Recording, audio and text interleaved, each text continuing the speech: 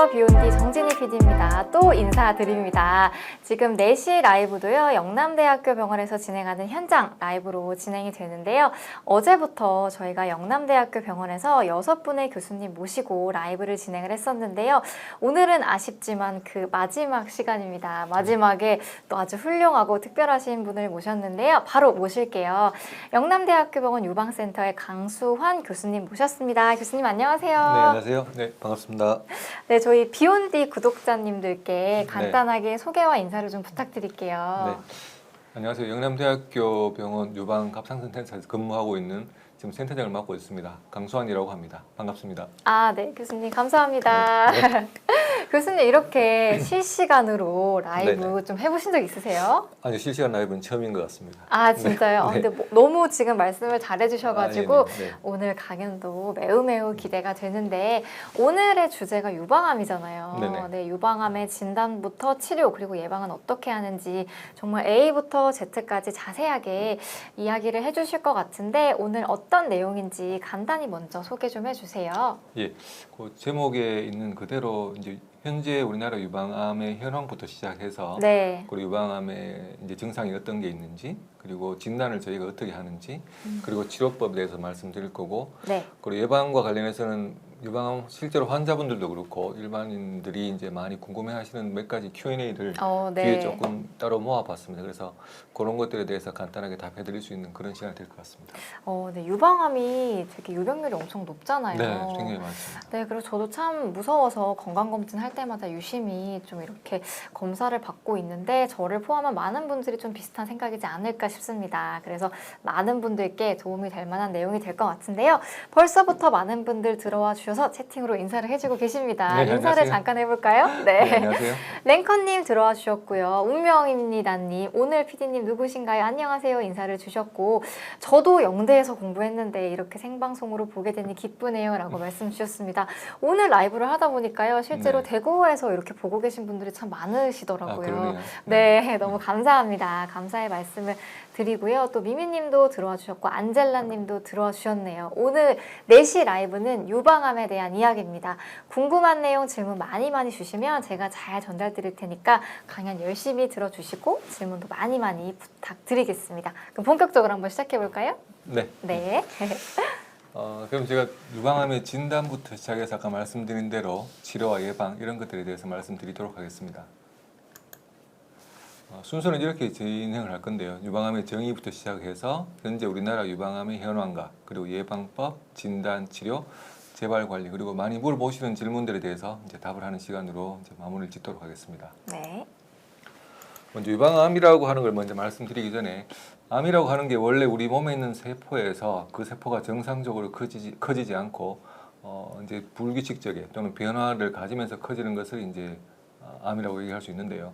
그 중에서 이 유방세포, 정상적으로 유방을 이루고 있는 세포가 어떤 변형을 일으켰을 때 그것이 암을 일으켰을 때 그것을 유방암이라고 저희가 얘기합니다. 그래서 간혹 유방암이 간이라든지 폐로 옮겨가서 진단이 되는 분이 있는데 그러면 폐에 있으면 폐암이 아니냐, 뭐 간에 있으면 간암이 아니냐 이렇게 많이 물어보시는데 네네. 이제 실제로 생긴 장소가 원래 유방암에 이제 세포가 옮겨간 것이라서 저희는 다 그걸 유방암이라고 하고 유방암의 간전이, 유방암의 폐전이 이렇게 하는 것이 옳고 그 치료도 유방암의 치료에 준해서 저희가 치료를 하고 이거 있습니다. 진짜 헷갈리신 분들 많을 것 네, 같아요. 많을 거예요. 전이가 네. 되면 요거 간암이 아니냐, 폐암이 아니냐 네, 이렇게 맞습니다. 생각하실 수 있는데 다 유방암 치료랑 같은 치료를 하게 된다. 네, 그렇습니다. 이렇게 이해를 하면 되겠죠. 네, 처음 그렇군요. 시작이 어딘가에 따라서 저희가 암을 분류를 하고 유방암은 네. 유방에서 이제 생긴 것을 얘기하고 비슷하게 뭐 간이라든지 반대로 네.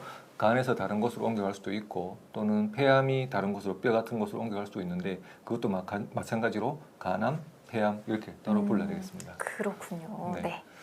그렇게 정의를 할 수가 있고 사실 유방암의 병기를 지금 몇 장의 슬라이드에서 제가 보여드릴 건데 대부분의 병은 저희가 유방암과 마찬가지로 다른 암들도 1기, 2기, 3기, 4기 이렇게 해서 병기를 나누게 됩니다. 그 네. 나누는 이유가 병이 어느 정도 진행이 됐는가를 저희가 평가를 하고 그것을 평가함에 따라서 치료 방법부터 결정이 되고 그리고 예후를 저희가 이제 판단을 할 수가 있습니다. 그리고 네. 어떤 치료법이 나왔을 때 어떻게 효과적인가를 저희가 알 수 있기 때문에 이렇게 나누게 되는데 분류는 대부분 종양이 점점 커질수록 또 림프절이라는 게 점점 전이가 많을수록 유방암에서는 변기가 올라가게 되고 유방암에서는 다른 암과 좀 다르게 연기라는 병이 있습니다. 여기 보시면 연기 네.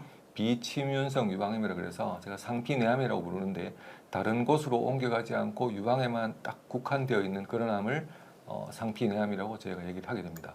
그림을 네. 보게 되면 크기는 이게 전혀 무관하고요. 유방에만 국한되어 있는 암을 이제 상피내암이라고 얘기하고 저희가 연기라고 얘기하며 상피내암 같은 경우, 그러니까 유방암 연기 같은 경우에는 적절한 치료가 이루어지고 나면 거의 생존율은 거의 100% 이런 병이라고 보시면 되겠습니다. 그러니까 아까 앞에 잠깐 네. 생존율 표가 나왔는데 네. 이게 사실 1기까지 보면은 5년 생존율이 96.6%나 그렇습니다. 네. 되네요. 2기도 91%면 네. 사실 그래도 다른 암에 비해서는 예후가 네. 좀 좋은 편인 것 같은데요. 네. 근데 여기에 대해서 한번 말씀해 주세요.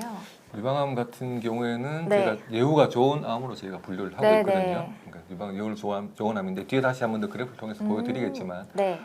다행히도 우리나라 같은 경우에는 대부분의 암이 연기, 1기, 2기 약 90% 정도가 2기 정도까지 암이고 네. 3기, 4기 지금 보시면 3기나 4기 같은 경우에는 생존율이 75%, 34%, 5년 생존율 그렇게밖에 되지 않습니다. 그래서 3기, 4기는 10% 정도에 이제 불과하고 네, 네. 대부분이 0에서 2기 있기 때문에 굉장히 좋은 아. 예후를 보여주고 있는 암이라고 보셔도 되겠습니다. 아, 그러면 90%에 해당하는 분들이 2기에 발견이 된다. 2기까지 네, 발견된다. 그렇습니다.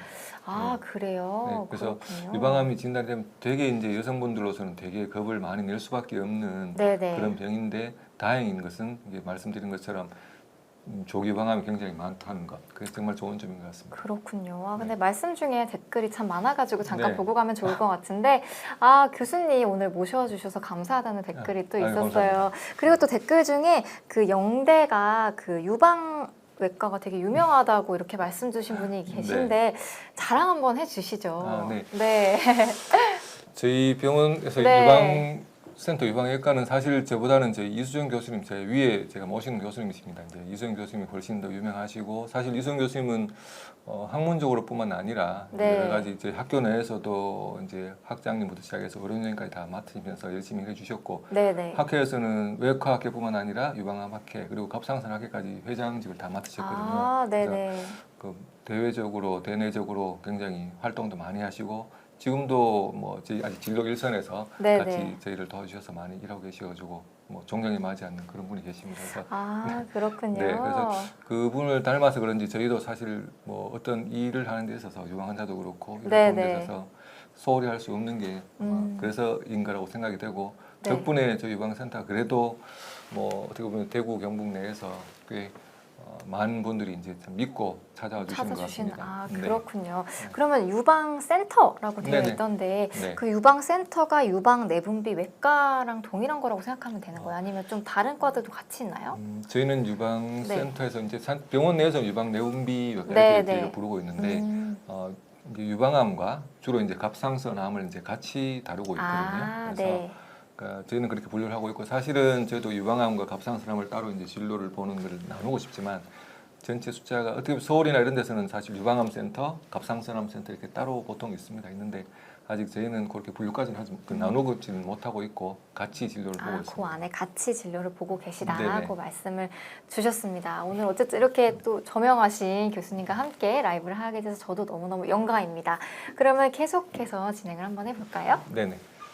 그래서 연기는 그렇게 되고요. 그리고 크기에 따라서 뭐 2cm보다 작을 때 그리고 림프절에 전이가 있을 때 없을 때 이런 것들에 따라서 1기, 2기 그리고 3기 이렇게 나눌 수가 있고 네. 그리고 이 유방암이 유방이나 겨드랑이 림프절에만 국한되어 있지 않고 다른 곳으로 그러니까 유방에서도 이제 아루 흉벽이라든지 피부를 침범하는 그런 경우가 있습니다. 그렇게 됐다든지 아니면 림프절 전이가 굉장히 많다든지 네네. 아니면 아까 말씀드린 것처럼 폐라든지 간이라든지 또는 뼈라든지 이런 것으로 다른 곳으로 전이가 된 옮겨간 네. 그런 경우에는 저희가 4기라고 얘기하고 사실은 연기부터 3기까지는 저희가 완치를 고려를 해서 치료하는 상태이고 3기까지는 네, 네네. 그렇습니다. 4기는 이미 다른 곳으로 전이가 된 상태를 얘기하기 때문에 이때는 완치를 바라고 저희가 치료한다기보다는 더 생명을 더 연장시키고 살아계신 동안 삶의 질을 더 향상시키고 그리고 드물지만 4기에서도 완치를 넣는 경우가 있긴 있어서 적극적으로 치료를 하고 있습니다. 현재. 그렇군요. 근데 네. 지금 폐, 뼈, 간에 다른 장기로 전이가 됐다 이렇게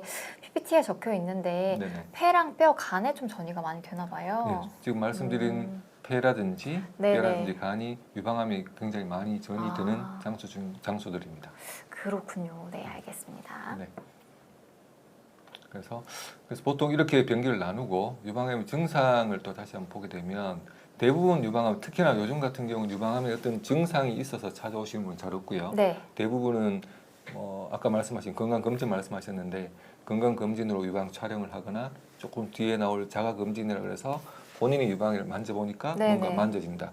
또 간혹은 세신사들한테 몸 이제 음. 맡기셨는데 그분들이 이제 멍울이 있다. 그래서 아, 오시는 거기서 분들이 발견되시는 그런 분들이 적지 않게 아, 있습니다. 네. 그렇군요. 예, 그런 분들은 이렇게 멍울이 만져지는 경우가 되는데 아, 그래서 네네.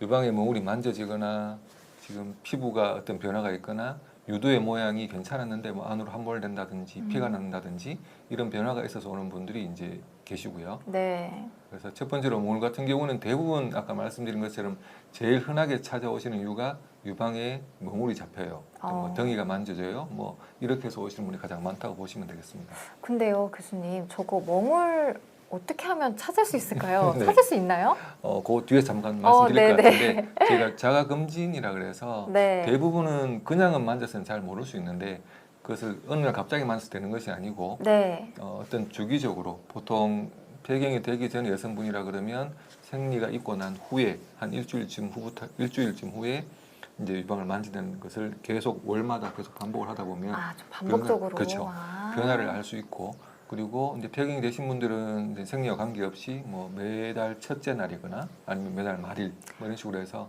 정해놓은 날짜에 계속 정기적으로 하시다 보면 조금이라도 변화가 있으면 아시게 되고 적지 않은 분이 사실은 1cm가 되지 않아도 네. 만져져서 오시는 분이 계시거든요. 아, 그래요? 네, 네. 좀 자주 좀 자가 진단을 그렇죠. 통해서 자가검진이 굉장히 하는 게 중요하게 중요하겠네요. 네, 제일 네. 강조하고 특히나 우리나라에서는 네. 폐경이 되기 전에 여성분들 같은 경우에는 치밀 유방이라 그래서 네. 유방 검진에 사용하는 유방 촬영술에서 잘 나타나지가 않거든요. 그래서 네. 그런 분들은 오히려 만져져서 오시는 경우가 좀 더 있다고 보시면 됩니다. 근데 교수님, 젊은 분들이 좀 치밀력이 많다 네네. 이런 말 들어본 적 있는 것 같은데 네네. 맞나요?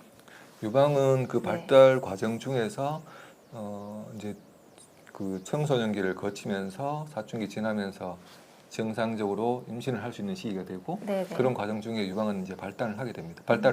그 발달이라는 게 유선이라는 게 생기게 되거든요. 네네. 유선이 점점 많아지고 풍부해지고 그 유선에서 젖을 만들어서 이제 수유를 하고 이렇게 됩니다. 그래서 그 수유를 할 수 있고 출산할 수 있는 시기에는 이제 그 유선이라는 부분이 많이 발달하는데 그 유선이 많이 발달된 것을 저희가 치밀 유방이라고 얘기하거든요. 사진을 네네. 찍었을 때. 네. 그래서 그런데 이제 그게 나이가 드시고 노화가 진행이 되면서 특히나 폐경이 이제 이루고 나면 그때부터는 그 유선 조직이 점점 지방 조직으로 이제 바뀌게 됩니다. 아, 이게 그래서 나이에 따라서 또. 네, 나이가 들수록 보통 할머니들 가슴이 이제 좀 아래쪽으로 처지고 네네. 이런 게 있는 게 다 유선 조직이 이제 지방 조직으로 바뀌면서 그런 변화가 오게 되는 겁니다. 그럴 때 그런 경우에는 그냥 일반적으로 찍는 사진에도 진단이 잘 되는데 반해서 아, 네. 예, 폐경 전 여성분들은 일반적으로 찍는 유방 X선에는 네. 잘 나타나지 않는 게 그런 치밀 유방 때문에 그렇습니다. 그렇군요. 아, 네. 지금 다른 분들도 질문을 많이 주고 계신데 우선 PPT를 조금 진행을 해보고 네. 제가 잘 정리를 해놨다가 마지막에 질문을 좀 받아보도록 할 테니까요. 조금만 기다려주세요. 네. 네. 멍울이 있고 그리고 피부의 변화도 이렇게 네. 심해서 오시는 분이 계시고요. 그리고 유두 분비물 피가 나서 오시는 분들도 계십니다. 그래서 이런 이상 소견이 있을 때는 이제 전문의를 찾아주시는 게 중요할 것 같습니다. 네. 여기까지가 이제 유방암의 제가 증상을 말씀드릴 내용이고 이제 현황을 잠깐 보시면 조금 더 많은 걸 아시게 될 것 같은데 네. 아까 말씀드린 것처럼 유방암은 되게 이제 선진국형 이제 질병이라고 저희가 알고 있었습니다. 얼마 전까지만 해도 네네. 그래서 미국에서는 가장 흔한 암이 된 건 오래전이고요 이미 우리나라에서도 2018년 이전에는 갑상선암이 사실 제일 많았고요. 네네. 그 다음부터 두 번째가 유방암이었는데 2018년부터는 뭐 상대적으로 갑상선암이 조금 줄어든 측면도 있긴 한데 2018년부터는 유방암이 가장 우리나라에서 흔한 여성암이 되었습니다. 그래서 여성암 중에서는 1위다. 1위입니다. 네. 그래서 연간 2만 명 이상, 보통 진짜 많네요. 예, 2014년 기준으로 2만 3천 명 정도의 새로운 환자가 발생하고 있고 네. 뭐 2014년 자료니까 지금 최근에는 그보다 더 늘어난 숫자라고 보시면 되겠습니다. 그래서 2018년 기준으로 해도 전체 여성암의 한 20% 정도가 5명 중에 1명이 유방암이었다고 보시면 되겠습니다. 네. 굉장히 많죠. 네. 연도별로 추이를 보게 되면 2000년에 비해서 2000년도에 6,200명이었다 그러면 2014년도에 2만 1,000명 정도가 됩니다. 그래서 불과 정말 짧은 기간 동안 10년 남짓한 기간 동안 네. 3배 이상 그 숫자가 증가되었고요. 그러네요.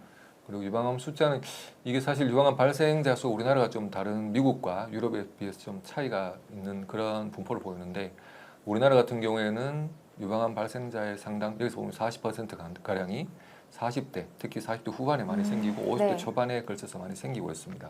보통은 서구에서는 이 파란 그래프가 미국 그래프인데요. 네네. 서구에서는 나이가 들수록 점점점 빈도가 그러네요. 증가하게 됩니다. 그래서 70대까지도 계속 증가하는 소견을 보여주고 있지만 여기 분홍색이 우리나라 곡선인데 우리나라는 40대, 50대에 가장 많고 나이가 들수록 점점 그 빈도가 이제 감소하게 되고 있습니다. 그래서 이유를 확실하게 알 수는 없지만 일단 우리나라는 이런 조금 다른 패턴을 보여주고 있고 근처 이웃 나라인 일본 같은 경우에도 어느 정도 곡선이 조금 미국과는 좀 차이가 있지만 그리고 네네. 우리나라와도 좀 차이가 있습니다. 그러네요. 네. 그래서 이유를 명확하게 할 수는 없지만 이런 분포의 차이를 보여주고 있고 하지만 우리나라도 점점 이제 폐경 후 여성의 빈도가 많아지고 있는 추세이기는 합니다. 그렇군요.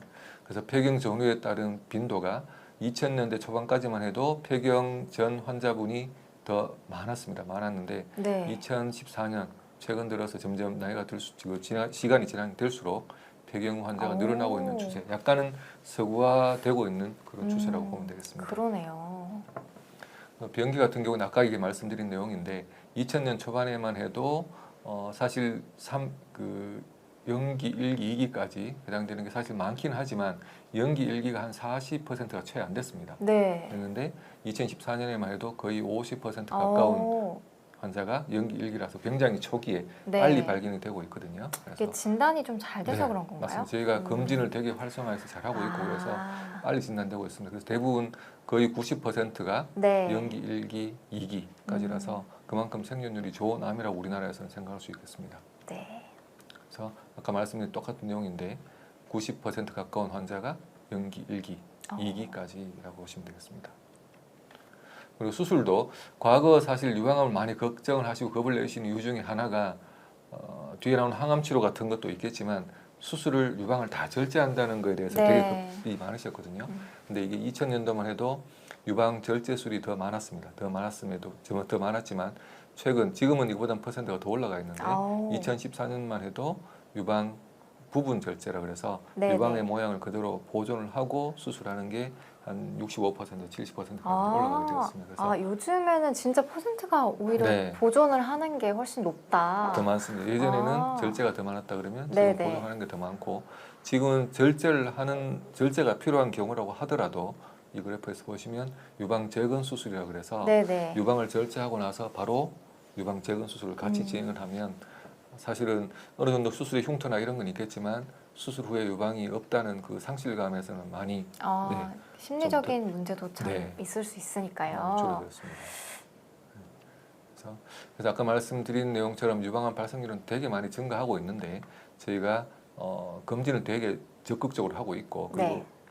자가검진법도 이제 많이 아시게 되셔서 유방암 조기 발견이 많이 늘었고요. 그리고 사실 저희 연구나 치료 이것들이 더 이제 발전됨으로 해서 완치율과 생존율도 많이 높아졌습니다. 네. 그리고 수술법 같은 경우에도 재건술 같은 걸 해서 삶의 질의 향상도 저희가 가능할 수가 있다고 보십니다.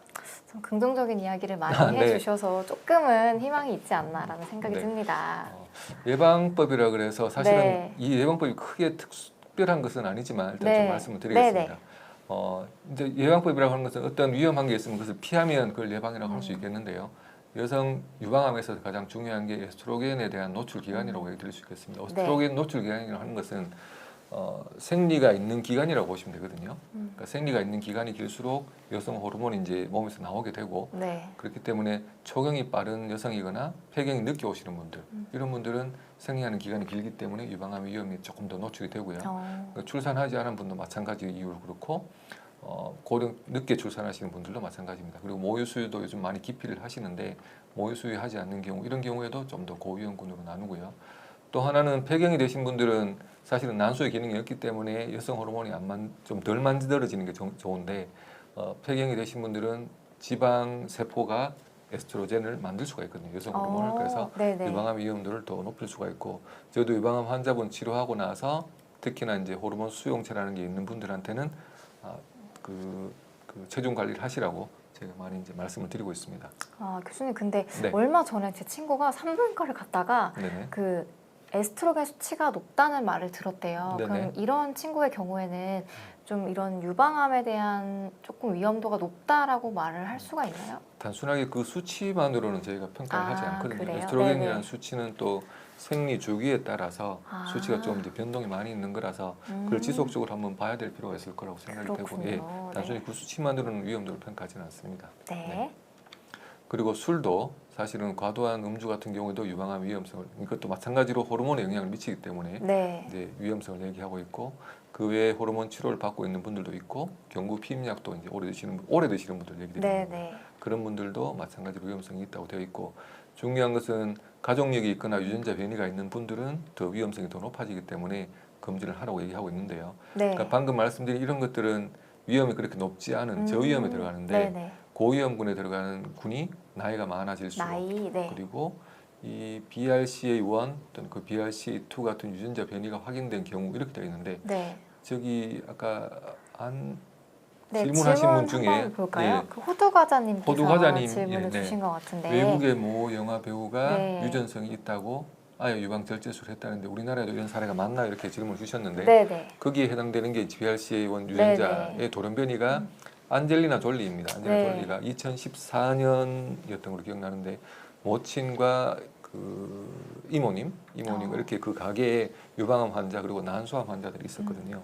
그래서 검사를 해보니까 이런 유전자의 돌연변이가 있었습니다. BRCA라는 유전자의 돌연변이가 있었고, 이런 돌연변이가 있을 때 유방암과 난소암의 발생 위험이 굉장히 올라가거든요. 네. 그래서 안젤리나 졸리 같은 경우에도 먼저 유방 절제술을 먼저 했었고, 네네. 예방적으로 절제술을 했었고, 몇 년 후에 난소도 이제 절제하는 수술을 받았었죠. 그래서 아까 말씀 그 호두과장 질문에는 이런 경우가 우리나라에도 사실은 그런 위험 인자를 가지고 있다고 생각되는 분들에게는 네. BRCA라는 검사를 진행을 하고 있거든요. 현재로도. 네네. 그래서 적지 않은 숫자에서 BRCA1 또는 2의 돌연변이가 있는 경우가 나타나고 있고, 하지만 우리나라 이런저런 그래서 정서상 어떤지 모르겠지만 네. 예방적으로 수술을 하시는 분들은 그렇게 많지는 않습니다. 아, 그러니까 네. 우리나라는 그냥 미리 예방적으로 절제하는 수술은 많지 네, 않다. 네. 이게 하시는 분들 정말 네네. 걱정을 많이 하시는 분들은 수술하시는 분도 있으시긴 한데, 아, 있긴 빈도가 있나요? 있습니다. 아. 그러니까 있긴 하지만 빈도가 지금은 조금씩 그 인식이나 이런 게 올라가서 네네. 늘어나고 있는 추세긴 한데,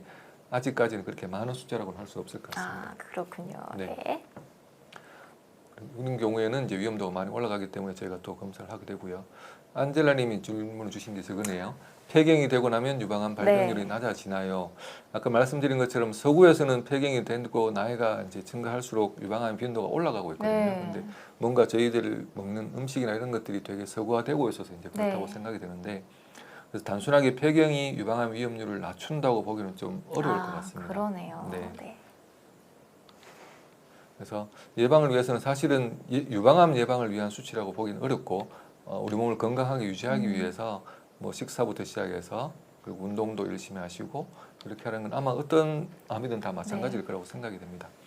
그리고 진단에 대해서 말씀을 드리면, 아까 자가검진 말씀을 잠깐 드렸었는데, 네네. 네, 자가검진과 진찰, 전문의 하는 진찰이 있고, 사진은 보통 일반적인 검사에서는 유방 촬영이라는 걸 하게 됩니다. 그리고 우리나라에서는 유방 초음파도 같이 하는 경우가 많고요. 네네. 거기서 의심이 되면 조직 검사라 그래서 실제로 조직을 조금 떼서 검사를 하게 됩니다.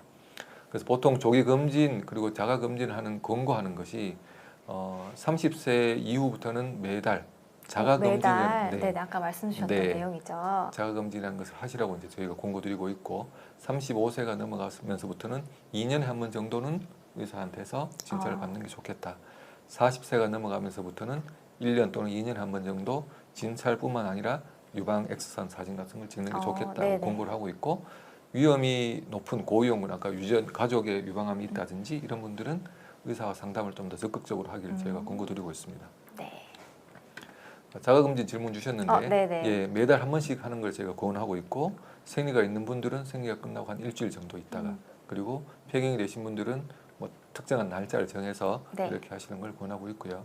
방법은 일단은 사실 이게 방법을 그림으로 보여드리는 것보다 저희 인터넷 이제 조금 찾아보시면 유방 자가 검진이라는 걸 검색해 보시면 굉장히 네네. 많은 동영상들, 저희 학교에서 홍보하는 동영상도 있고요. 네네. 동영상들이 있으니까 보시면 많이 도움이 될 겁니다. 먼저 음. 눈으로 어떤 피부나 그리고 양쪽에 대칭성이 있는지 이런 게 관찰을 먼저 하는 게 먼저고요. 모양을 한번 먼저 그렇죠. 살펴본다는 모양과 말씀이시죠? 피부의 변화 네네. 이런 것들을 이제 보시라고 저희가 말씀드리고, 네. 그리고 직접 이제 만져보는 것도 이제 굉장히 중요하거든요. 오. 이제 서서 또는 앉아서, 대개는 샤워할 때 하시면 되게 그 만지는 그러네요. 정도가 네네. 좋습니다. 그래서 샤워할 때 그 샤워 제품을 사용한 상태에서 하시면 촉진이 훨씬 자연스럽게 잘 되거든요. 오. 네, 그렇게 해보시라고 이제 권해드리고, 마지막으로는 누워서도 누워서도. 네, 그래서 방향은 보통은 유두나 이렇게 중심으로 해서 동심원을 그리면서 밖으로 또는 바깥쪽에서 안으로 전체 유방을 만질 수 있도록 저희가 네. 하라고 권고드리고 있고, 마지막으로는 꼭 유두 바로 밑에 있는 것들은 이래서 잘 못 만지기 때문에 네. 유두나 이런 것들 직접 좀 짜서 만져보거나 피가 나거나 있는지 어. 그런 것들을 확인하라고 저희가 말씀드리고 있습니다. 교수님, 그럼 혹시 네. 멍울 같은 게 좀 잘 잡히는 위치 같은 게 따로 있나요? 유방의 멍울은 사실은 유방의 조직이 여기 그림에서 보시면 네. 여기 화면에서 이쪽이 팔이 되겠고요, 그죠? 네네. 이쪽이 팔이 되고, 저희가 4분을 이렇게 나누게 됩니다. 네. 나누면 이제 12시, 3시, 6시, 9시 이렇게 되는데, 네. 실제로 유방 조직이 가장 많은 곳은 12시부터 3시 요 정도 범위가 되거든요. 12시부터 3시가 조직이 네. 많다. 이건 왼쪽 유방이고, 네. 오른쪽 유방은 반대로 반대로? 12시부터 9시가 되겠죠. 그러니까 팔 쪽에 가까운 네, 위쪽을 말씀 네. 주시는 거죠? 그렇습니다. 이쪽이 유방 조직이 가장 많아서 아. 유방암도 이쪽이 가장 많이 생기거든요. 그렇구나. 이쪽이 가장 많이 생기기 때문에, 그렇다고 해서 뭐 이쪽만 검사할 건 아니니까, 네네. 그죠? 이제 전체를 다 만져보시는 게 좋은데, 특히나 이쪽에 유방 조직이 많기 때문에 유방암의 확률이 제일 많다고 보시면 되겠습니다. 네, 조금 더 유심히 한번 네, 봐주시면 그렇죠. 더 도움이 될 것 같습니다. 그래서 그림상으로는 조금 보시기 어려울지 모르겠지만, 이런 어떤 대칭성의 차이가 있다든지, 네. 어떤 분들은 커져서 오신 분도 계시거든요. 그리고 한쪽이 처져서 아. 오신다는 분도 있고, 피부가 간혹은 귤 껍질처럼 이렇게 네네. 변하는 경우도 있습니다. 아까 사진에 나왔던 네, 것처럼요. 맞습니다. 그래서 뭐 유두가 괜찮았는데 함몰이 되는 분, 사실은 선천적으로 또는 어릴 때부터 함몰이 있는 분도 계신데, 네. 괜찮다가 함몰이 되거나 이런 분들은 그 변화를 또 병원에 찾아주셔야 되고, 네. 뭐 그러니까 유방뿐만 아니라 유두 피부가 이제 색깔이 바뀐다거나 이런 경우도 마찬가지로 진료를 보시는 게 좋고요. 뭐 팔이 붓는 경우도 있는데, 유방의 문제 때문에 유방의 병이 심해서 겨드랑이 쪽으로 병이가 옮겨가서 전이가 되어서 팔이 붓는 경우가 있기 때문에, 그런 경우에도 네네. 한 번쯤 생각을 해보시는 게 좋고, 그 외에 유두에 분비물이 있거나 뭐 정말 멍울이 만져지거나 이런 경우에는 꼭 이제 방문을 하셔야 되겠습니다. 그리고 겨드랑이 쪽 림프절도 네. 좀 커져 있는지 이것도. 네, 맞습니다. 그렇군요. 많지는 않지만 겨드랑이 림프절만 커져 있어서 오시는 분도 계시거든요. 다른 데는 증상이 없고 네네, 림프절. 맞습니다. 그렇구나. 네네. 그래서 뭐 그런 소견이 있든 없든, 있으면 사실 유방 촬영과 초음파 이런 것들을 진행을 하게 되는데, 네. 증상이 없이 그냥 검사할 때는 유방 촬영이라 그래서 유방의 X선이라고 보시면 됩니다. 우리가 가슴에 X선 찍는 것처럼 유방을 조금 특수한 장비를 이용해서 찍는 X선이고, X선을 찍어서 유방에 멍울이 있는지 네. 또는 뭐 다른 변화가 있는지를 관찰을 하게 됩니다. 그래서 이렇게 해서 이상이 있다든지 또는 뭐 덩이가 있어서 오셨다든지 이런 분들은 여러 가지 바늘을 찌르거나 그보다 조금 굵은 바늘을 찌르거나 맘모톰이라 그래서 네. 또 다른 장비를 써서 하거나 해서 조직을 일부 떼어내어서 네. 현미경으로 이 병이 어떤 병이 있는지 없는지를 이제 진단을 하게 됩니다. 네, 맘모톰 이거 제 주위에도 몇 명이 많으실 거예요. 했거든요. 네. 젊은 사람도 많이 봤죠. 보통 맘모톰 같은 경우는 PD님 주위에 오히려 더 많으실 것 같은데, 네. 젊은 여성분들한테서 암이 아닌 네. 그냥 유방에 멍울, 보통 섬유샘종이라는 병이 있는데 네. 그런 것들이 많이 생기거든요. 섬유샘종 요것도 암이랑 좀 연관이 있나요? 그것도 이제 많이 하시는 질문 중에 하나인데, 네. 섬유샘종은 암과는 관계가 없거든요. 그래서 아. 정상적인 유방과 똑같은 것이라서 네. 섬유샘종이 있다고 해서 암이 되는 것도 아니고, 음. 그래서 그건 걱정은 안 하셔도 되겠습니다. 네. 진단 문제라서 하는 더 스프라이트 쿨이신 것 같은데, 질문을 그죠? 한번 받아볼까요? 네, 요건 한번. 네. PET-CT를 네. 1년에 2번 찍었다고 말씀 주셨는데, 다른 CT도 많이 찍고요. 좀 심각한 사람들은 환자는 3개월마다 PET-CT를 찍는다는데 요거 어떻게 스프라이트 보실까요? 쿨님은 되게 PET-CT를 정말 자주 찍으신 것 같거든요. 그래서 네네. 사실은 PET-CT는 저희 유방암 환자도 잘 찍지는 않습니다, 촬영을. 사실 여러 가지 보험 문제도 있기도 한데 네네. 이만큼 필요가 없다고 저희가 생각을 하고 있는데, 만약에 검진 목적으로 찍으신다고 하더라도 6개월보다는 1년에 한 번 정도, 그러니까 1년에 2번이라기보다는 한 번 정도만 해도 충분하지 않을까 싶고요. 아, 검진을 목적으로 하신다면 하신다고 하더라도 1년에 한 번 네네. 또는 2년에 한 번 정도가 좋을 것 같은데 네네. 3개월마다 패치 찍는 경우는 최근에는 거의 저는 없다고 보고 있는데 3개월마다 찍는 경우는 말씀하신 것처럼 심각한 경우, 유방암이 다른 곳으로 많이 전이가 된 분들, 아. 뼈라든지 간이라든지 동시에 여러 군데 전이가 있는 분들은 네네. 그냥 여러 가지 CT를 찍는 것보다 PCT 하나로 찍어보면 더 정확하게, 그러니까 더 간편하게 검사를 할 수가 있거든요. 네네. 그래서 그런 경우에는 PCT를 찍을 수 있겠지만 그냥 일반적인 분들은 PCT를 그렇게 찍지는 않습니다. 아, 네. 혹시 좀 다른 뭐 더 특이사항이 있으시면은 자세히 적어주시면 교수님께서도 더 자세한 답변 주실 수 있을 것 같습니다. 네, 지금 상황은 조금 다른 것 같아요. 네네. 네. 그럼 질문 조금 더 받아보고 계속해 볼까요? 지금 안젤라님께서 2년 전부터 리비알 복용 중이시대요. 언니가 유방암 진단을 받았지만 너무 힘들어서 복용하고 있는데 유방암 검사는 1년마다 하고 계시대요. 그 리비알 네, 호르몬제 중에서 호르몬제 중에서 네. 유방암 위험률에서는 좀 더 안전한 호르몬제가 있는지. 그러니까 폐경 되신 분들 중에서 리비알을 복용하시는 분들이 사실 좀 계십니다. 그런데 리비알 자체가 이렇게 문제가 되는 것은 아닌데 네. 리비알을 복용하시게 되면 유방이 좀 더 아까 치밀 유방 말씀드렸는데 폐경 후 여성분이라도 조금 더 치밀 유방으로 가는 경향이 있거든요. 검사를 네네. 했을 때 그러다 보니까 간혹은 검사에서 조금 혼선을 빚는 경우가 있고 너무 치밀 유방이라서 혼돈을 빚는 경우가 있고 그리고 유방암 조직이 치밀해진다는 게 유방이 어쨌든 발육이 더 좋아진다는 거 되거든요. 그래서 네네. 암이라는 게 어떤 식으로 유방 조직이 자극을 받게 되면 조금은 더 위험성을 이제 있을 수 있다. 그러니까 배제할 수는 없다고는 얘기할 수 있을 것 같습니다. 그런데 비교적 유방암 위험이 높다고 얘기하지는 않는 거라서 지금 많이 이제 그것 때문에 힘드시다 그러면 뭐 복용하시는 건 제가 따로 말리지는 않습니다. 네. 그렇군요. 네. 그다음에 또 김은정님 질문을 한번 받아보면 네. 좋을 것 같은데요. 유방암 1기로 수술 방사선 후 항암은 하지 않았습니다. 조직 검사 재발률 3.8%로 나왔어요. 그런데 암 등급이 3등급의 KI 67 지수가 26이라 빨리 자라는 암이라고 했는데 첫 발견에서 0.5cm만 자랐습니다.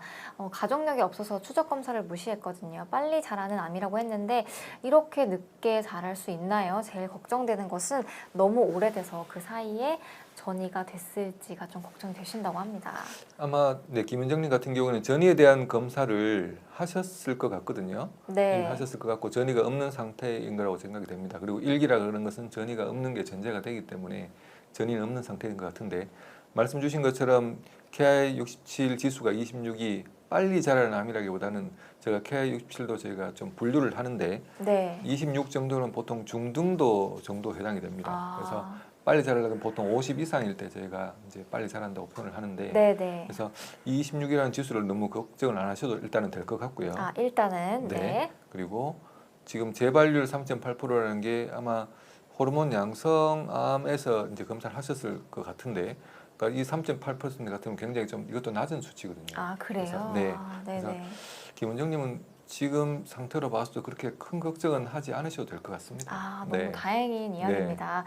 그리고 스프라이트 쿨님께서 또 질문을 주셨는데 아까 제 기억으로 위에도 한 가지 질문을 더 주셨던 것 같아요. 혹시 네. 지금 유방암 수술과 림프절 절제를 하신 상태이신가 봐요. 네. 2기였고요. 수술 결과 유방 가슴 벽 쪽에 암을 다 제거를 못하고 다시 수술을 하지 못하고 방사선만 했는데요. 현재 레트로졸과 루프린 샷을 맞는데요. 레트로졸을 먹으면 남은 암이 전이가 덜 될 수가 있나요? 그리고 뼈 전이 통증은 어느 정도인가요? 허리가 엉치뼈가 아픈 지 1년 반이 되셨다고 왼쪽에도 보시면 추가 질문을 주셨어요. 지금 PCT로 뼈전이 이런 이야기도 주셨는데 한번 답변을 주시면 너무 감사드릴 것 같습니다. 요거 제가 치료법 조금 얘기를 드리고 말씀드리는 게 조금 더 나을 것 같거든요. 네. 먼저 치료법부터 말씀을 드리겠습니다. 네. 치료는 이제 사실 유방암 치료는 여러 가지 다양한 치료들 저희가 하고 있습니다. 그런데 언제 생겼는지 그리고 병이 어느 정도인지 병기에 따라서 사실 유방암은 굉장히 다양한 성질을 가지고 있는 병이다 보니까 병마다 같은 암이라고 하더라도 똑같은 일기라고 하더라도 치료가 다 다를 수가 있습니다. 그래서 병리학적 특징, 환자의 심리 상태 이런 것들을 고려해서 제일 기본적인 수술 그리고 방사선, 항암 화학요법, 항호르몬요법 표적 치료, 최근 들어서는 무슨 면역 치료, 네. 그리고 다양한 표적 치료들을 이제 사용하고 있는데 이런 것들 저희가 이제 선택을 해서 치료를 결정을 하게 됩니다. 네. 그래서 크게 아까 이게 조금 일부 대답이 될 것 같은데 유방암의 치료는 크게 국소 치료와 전신 치료로 나눌 수가 있거든요. 네. 이제 국소 치료라고 하는 것은 대표적으로 수술이 해당이 됩니다. 수술이라는 게 유방암이 있는 거기 자리를 다 떼내는 제거하는 거잖아요. 거. 네, 제거를 하는 거라서 가장 중요한 그 치료 방법이 되는데 방사선 치료도 마찬가지로 수술과 거의 같은 치료라고 보시면 되겠습니다. 그래서 방사선 치료는 아까 스프라이트 쿨님이 질문 주신 것 중에 수술로 완전히 제거하지 못할 때 방사선 네. 치료가 아. 차선으로 사용되어질 수가 있는 치료라고 보시면 되겠습니다. 근데 네. 물론 네. 유방암 수술에서 남겨놓고 수술하는 경우는 그렇게 많지가 않거든요. 아, 네. 굉장히 좀 어떻게 보면 드문 사례라고 생각이 되는데 아. 유방암 수술은 거의 대부분의 경우는 완전하게 다 절제를 하는 경우가 대부분입니다. 그래서 수술과 비슷하게 방사선 치료를 할 수 있으니까 아마 주치의 선생님께서 방사선 치료로 충분히 대치가 가능하겠다는 판단하에 그렇게 하셨을 거라고 생각이 됩니다. 네네. 그리고 전신 치료로는 항암 치료, 호르몬 치료, 표적 치료 이런 것들을 저희가 사용을 하고 있습니다. 그래서 수술은 처음에 말씀드린 유방을 다 떼는 수술도 있고 유방을 보존하는 수술도 있게 되는데 말씀드린 것처럼 점점점 우리나라에서는 유방을 뭐 세계적인 추세와 마찬가지지만 유방을 보존하면서 하는 수술이 점점 많아지고 있거든요. 추세가. 네. 네. 최근 들어서는 65% 가까이 이렇게 되고 있는 게 유방 보존 수술이라서 유방암이라고 해서 유방을 무조건 절제하는 것은 아니다. 그렇게 하시면 되겠습니다. 그리고 수술 후에 유방 재건 수술도 마찬가지로 항상 언제든지 선택을 할 수가 있는 아주 특별한 경우가 아니면 유방 재건 수술을 할 수 있게 되는데 유방의 절제가 필요한 경우라도 동시에 재건을 같이 할 수가 있고 네. 또는 지금은 당장 재건을 할 수가 없는 상황이라서 절제를 하고 한 1, 2년 후에 또는 얼마 후에 재건 수술을 다시 할 수가 있습니다. 그래서 네. 이렇게 할 수도 있고 재건술은 여러 가지 뭐 본인의 배 조직이죠. 뱃살을 이용하거나 여러 부의 조직을 옮겨서 하는 자가 조직이라는 방법도 있고 최근 들어서는 보형물 같은 것도 이제 굉장히 잘 나오고 있거든요. 보형물이라든지 이런 것들을 사용해서 하는 경우도 많이 있습니다. 네. 그리고 유방암 수술에는 반드시 따라오는 게 겨드랑이에 대한 수술이거든요. 아, 애구하고 네네. 겨드랑이에 대한 수술인데 중요한 이유가 유방암이 가장 잘 번져가는 장소이기도 하고 여기에 병이 있나 없나에 따라서 유방의 병기가 달라집니다. 아, 그러니까 그래서- 림프절에 전이가 됐는지 안 네. 됐는지 이게 또 중요한 지표가 될 수 있다는 말씀이시죠? 굉장히 그렇게 중요하게 저희가 판단을 하게 되는데 네네. 사실 이 겨드랑이 쪽을 예전에는 무조건 다 절제하고 치료를 했었는데 네. 이걸 다 치료하게 되면 그것 때문에 따라오는 합병증, 그러니까 팔이 붓는 합병증이 생깁니다. 림프 부종이라고 그래서 네네. 그게 굉장히 환자분한테는 힘든 그런 합병증이라서 네. 이런 것들을 줄이기 위해서 도입된 것이 감시림프절이라고 그래서 네. 암에서 가장 먼저 전이가 될 거라고 생각이 되는 림프절을 그것만 떼내서 검사를 하고 이제 그걸로 치료가 끝나는 거거든요. 그래서 아, 네네. 그 다음에는 더 많은 수술을 하지 않아도 되는 상황이 올 수 있기 때문에 합병증, 그러니까 겨드랑이를 다 수술할 때 올 수 있는 합병증을 줄여줄 수 있는 그런 수술 방법이 되겠습니다. 네. 방사선 치료 같은 경우에는 국소 치료의 한 종류가 되게 되고 네네. 암을 완전히 제거하지 못했을 때 할 수 있다는 말씀 제가 드렸죠, 그죠? 그리고 유방을 남긴 분들은 또 다 방사선 치료를 받게 되어 있습니다. 아, 그리고 유방 절제를 하더라도 너무 병이 심한 경우에는 이제 수술보다 하나 더 같이 추가해서 방사선 치료를 하는 경우가 있습니다. 그렇게 해서 방사선 치료는 뭐 그 병의 상태라든지 수술의 방법에 따라서 기간이나 이런 것들을 정하게 되고요. 네. 그리고 유방의 유방암의 병리 조직학적 성질에 따라서 항암 화학요법이 꼭 필요할 수도 있고 어떤 경우에는 호르몬 치료라는 걸 할 수도 있고 이렇게 정하게 됩니다. 그런데 대개 요즘은 사실 여기는 선행 항암 화학요법이라는 걸 많이 하고 있는데 네네. 전에는 수술 후에 항암 치료를 많이 했었거든요. 최근 들어서는 병이 이제 진단되고 나서 특정 암 또는 아주 암의 크기가 큰 경우에는 네네.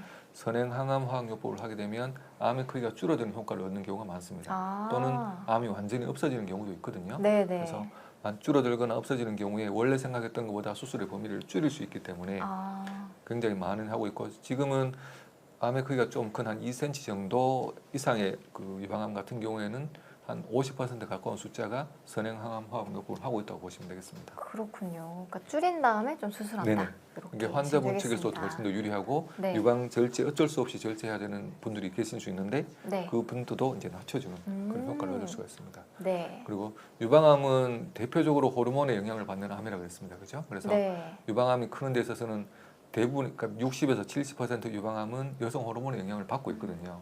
받아서 이제 크고 성장을 하게 되는데 그걸 막기 위한 치료가 폐경 전의 여성분들한테 또는 폐경 후 여성분들한테 각각 맞게 제가 약을 쓰고 있고, 아까 잠시 스프라이트쿨린, 루프린이라는 것을 이제 말씀 주셨거든요. 네네.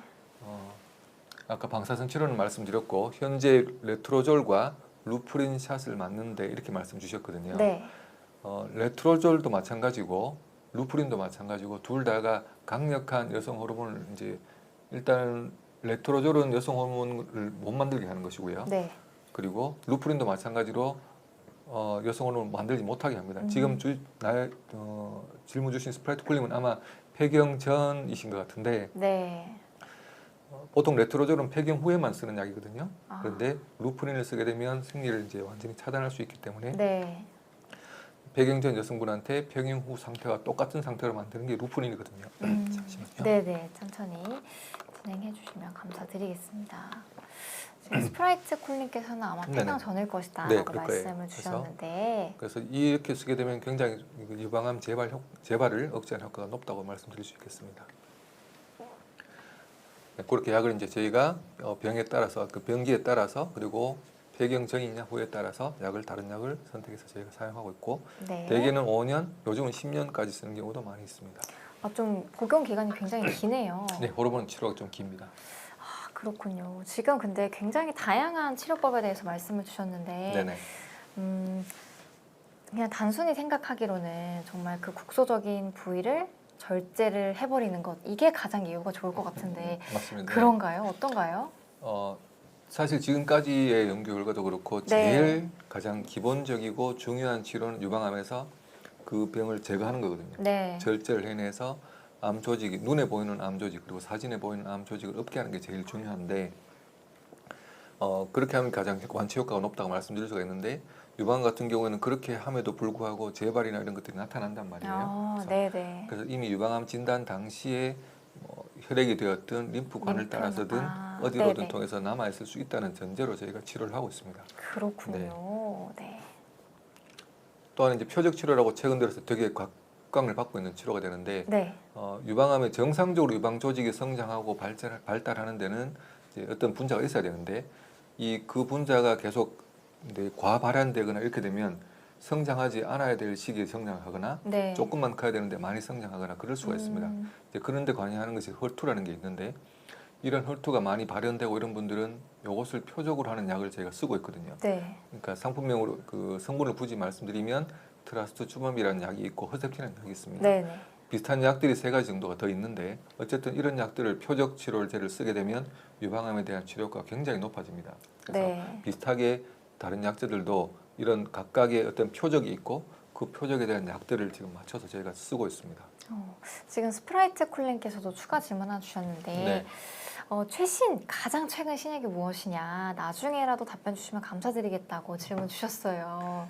지금 이제 호르몬 양성 이제 유방암이라고 이제 지금 호르몬 양성이기 때문에 네. 지금 스프라이트 쿨님은 레트로졸도 드시고 루프린도 맞고 계시거든요. 네네. 일단 지금 그 상태로서는 가장 최신의 치료를 받고 있다고 보시면 되고요. 네네. 사실은 이게 보험이 허가되는 선에서 가장 최신 치료입니다. 그런데 최근 들어서 이제 임상 연구를 하고 있는 단계에서는 여기 보시면 팔보시클립이라는 약이 있거든요. 네. 우리나라 상품명으로는 임렌스라는 약이 있습니다.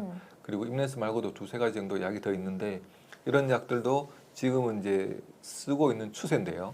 이런 네. 약들을 지금 바로 스프라이트 쿨님이 못 쓰시는 이유는 지금 재발이나 이런 게 지금 아니시거든요. 네. 아니시고 이런 분들이기 때문에 이런 분들은 지금 쓸 수가 없고 지금 이런 약들 같은 경우는 처음에 어떤 약이든 유방암에서 쓸 때는 재발이 되거나 전이가 되었거나 이런 분들한테 먼저 저희가 쓰고 있습니다. 그래서 거기에서 효과가 입증이 되어야지만 그 다음 수술하고 병이 없는 분들한테 쓰게 안정성을 확보하고 나서 쓰게 되어 있거든요. 그래서 그렇군요. 지금 쓸 수 없다기보다는 해당 이제 어떤 연구 결과나 이런 것들이 지금 없기 때문에 네, 다른 신약을 더 쓸 수 있는 것은 없다고 말씀드릴 수 있을 것 같습니다. 아직까지 저런 약들이 이제 허가는 되고 급여는 안 된 그런 허가도 상황인 되고 거죠? 다 되어 있는데 전이성 유방암, 네. 재발성 유방암 이런 곳에만 지금 허가가 되어 있다고 보시면 그렇군요. 네. 그리고 마지막으로 이제 유방암 재발 관리라 그래서 주로 시기에 대해서 많이 물어보시기 때문에 질문에 대한 답 형식으로 지금 좀 준비를 몇 가지 했습니다. 네. 이제 뭐 예방 수칙은 아까 말씀드린 것과 비슷합니다. 정기적으로 검진받는 이유는 작을 때 발견할수록 치료 효과가 높기 때문에 하는 거고요. 그리고 운동도 하시고 체중 관리가 굉장히 또 중요하다고 제가 말씀드릴 수가 있고, 그리고 시간이 지날수록 10년, 15년 이렇게 지날수록 점점 방심하시게 되거든요. 네. 이제 방심하시고 뭐 검사하러 오시지 않고 검진하러 오시지 않는데 유방암 같은 경우는 15년, 20년 후에도 재발할 수가 있습니다. 그러니까 재발의 위험이 항상 네, 있다. 네. 방심하시지 않기를 제가 당부드리고 있고, 네. 그리고 어떤 치료 지침을 잘 따라주시는데 사실 뭐 건강보조식품이나 대체요법 이런 것들 또 민간요법 많이 여쭤보시는데 제가 억지로 그걸 말리진 않는데요. 네. 근데 그 효과를 너무 또 과신하시는 맛이라 맹신하시면 네, 네네. 그런 것만 좀 염두해 주시면 되겠습니다. 네. 그리고 이런 것들은 뭐 사실은 너무나 기본적인 얘기라서 이렇게 말씀드리고, 이런 질문을 많이 하시거든요.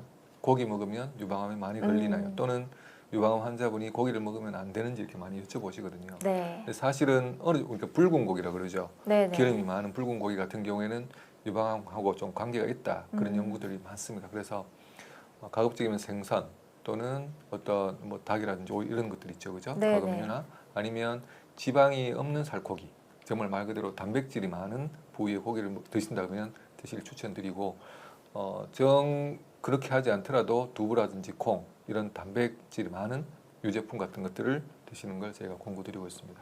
네.